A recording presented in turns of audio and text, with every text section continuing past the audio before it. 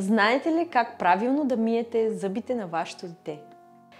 Кариесът и неговите усложнения повлияват цялостното здраве на човека. Един от факторите за развитието на кариес е лошата устна хигиена. Затова още в ранна детска възраст е хубаво да придобиеме този навик. Оралната хигиена включва хигиена на твърдите и меките тъкани. Твърдите тъкани, това са зъбите. Те имат 5 повърхности, като с четката почистваме 3 от тях.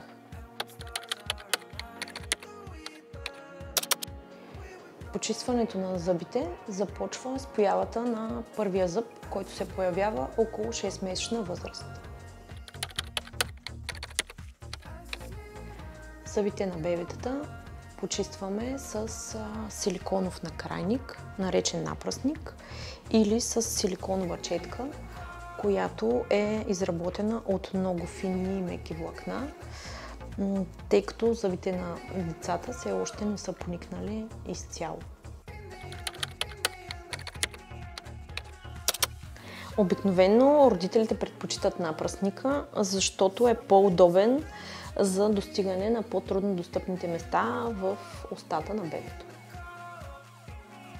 Както вече казах, зъбите имат 5 повърхности. Предна повърхност, която е към устните или бузите, задна повърхност към езика или непцето за горна челюст, дъвкателна повърхност, която е при задните зъби или режеш ръб при предните, и 2 странични повърхности, които са повърхностите към съседните зъби на конкретния зъб.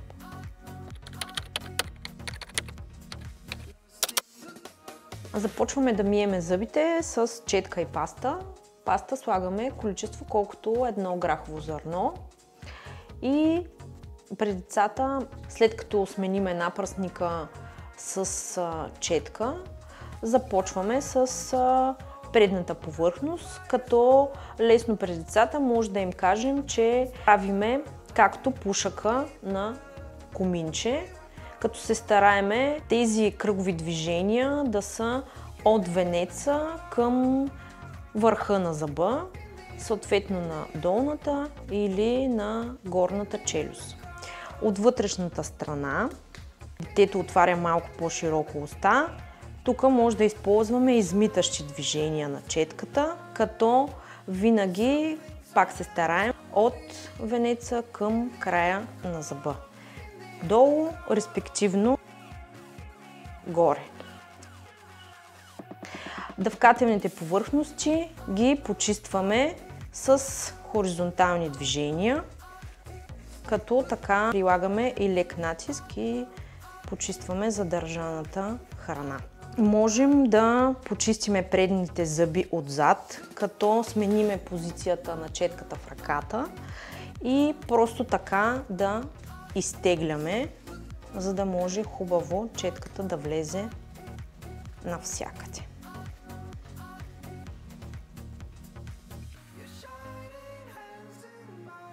Децата около 6 годишна възраст имат само млечни зъби.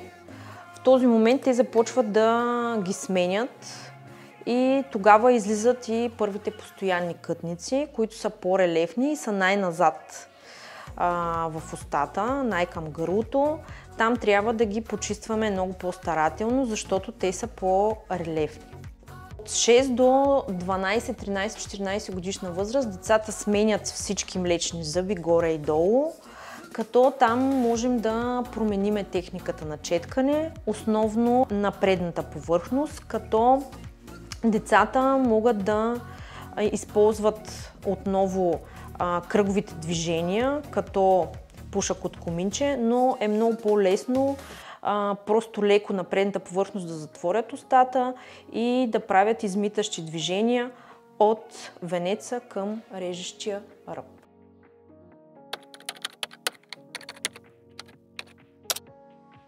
Избирайте четката, пастата и водата за уста за вашето дете спрямо неговата възраст. Производителят обозначава на всяка опаковка за каква възраст е предназначен продуктът.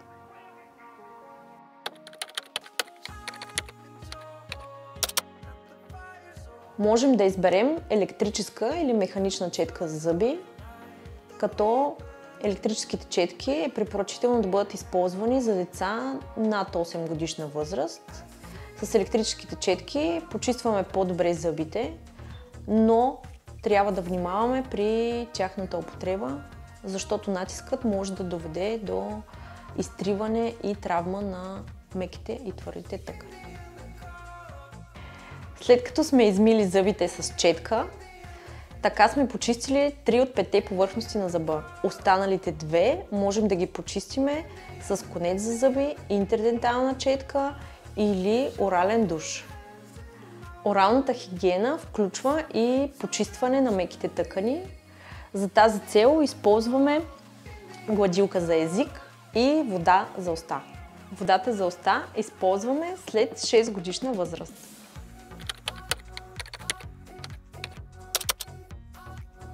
За да разберем дали детето е измило добре зъбите си, можем да използваме плак индициращи таблетки, вода за уста и паста за зъби. След измиване на зъбите използваме тези средства, които отцветяват плаката. Ако имаме отцветени участъци, повторно почистваме зъбите.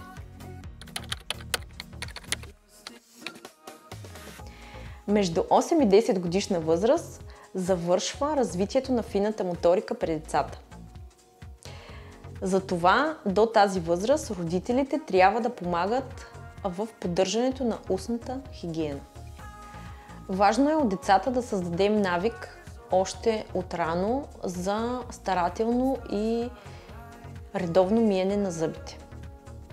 Хубаво е зъбите да бъдат измивани след всяко хранене, но в нашето ежедневие е малко трудно постижимо.